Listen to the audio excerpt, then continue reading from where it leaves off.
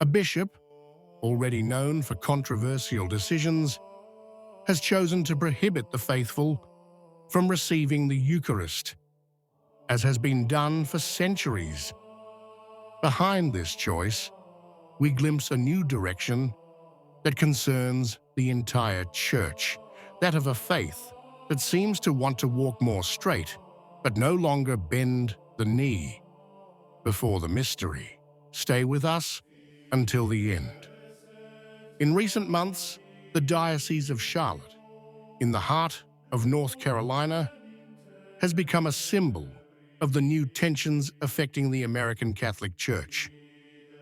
With the arrival of Bishop Michael Thomas Martin, a member of the conventual Franciscan order, a process of liturgical reform has begun, which, in the eyes of many faithful, appears to be a true reconfiguration of the sacred. On the one hand, there is talk of obedience to Roman directives and ecclesial unity. On the other, there is a growing perception that a decisive step toward standardization is being taken, to the detriment of tradition and ritual freedom. The change began with the implementation of Traditionis Custodes, the motu proprio that limits the celebration of the Latin Mass according to the Missal of St. Pius V.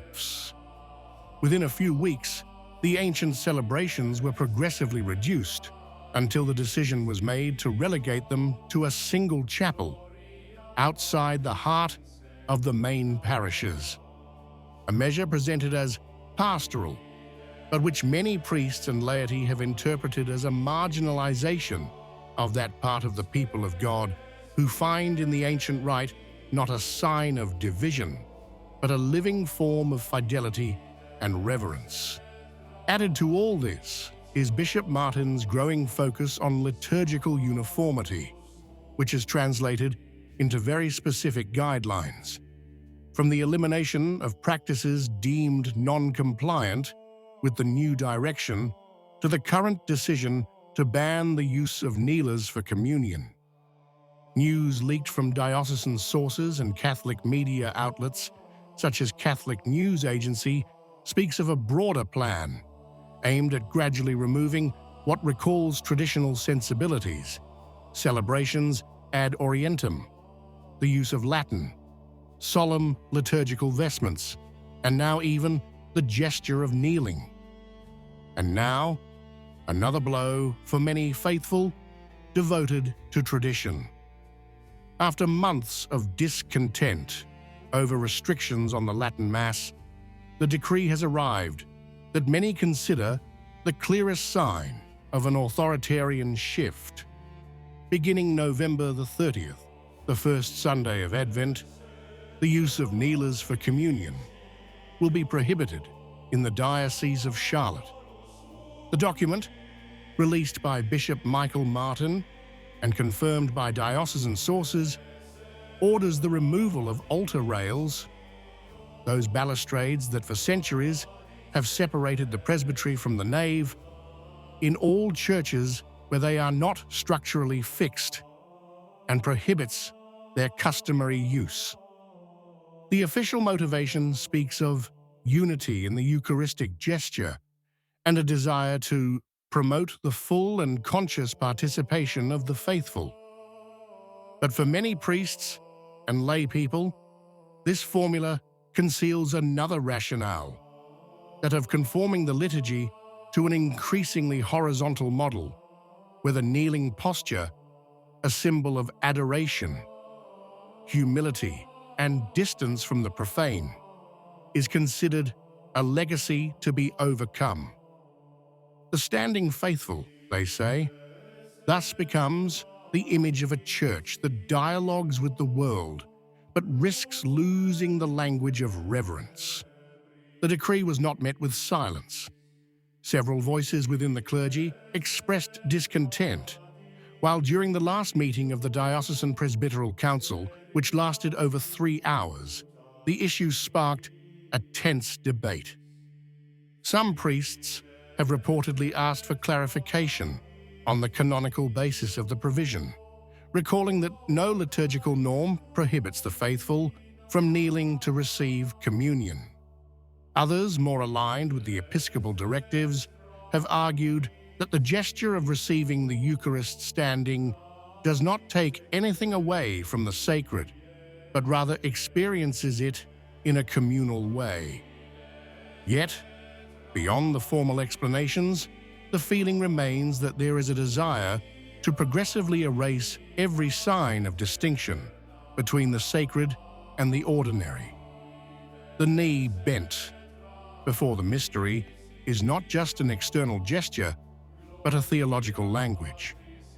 Its removal, many faithful say, is equivalent to removing a fragment of silence, trembling and adoration from a moment that should be the holiest of the Mass. Kneeling is a gesture that speaks a language as ancient as faith itself. It is the body confessing what the mouth cannot, the smallness of man before the mystery. In the Catholic liturgy, the kneeling is not an automatic devotional act, but a theological act, an embodied sign of adoration.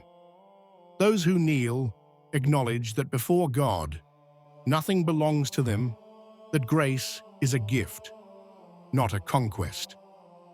For this reason, the removal of this gesture, or its downsizing, is not a marginal fact, but a direct blow to that grammar of the sacred that has shaped the Christian conscience for centuries. The dissolution of the sacred begins when the sign is emptied of its meaning and reduced to a formality or personal choice. When kneeling becomes optional or discouraged, the gesture loses its objective force and transforms into an emotional option. But the liturgy has never been an emotional assembly. It is an ordered language, constructed to communicate the mystery. From this perspective, removing kneelers or discouraging the act of kneeling is tantamount to saying that adoration can be replaced by simple participation, and that silence can be replaced by activism. Many faithful in Charlotte, as in many other dioceses where the same trend is taking place, perceive this trend as a stripping away of the sense of the sacred.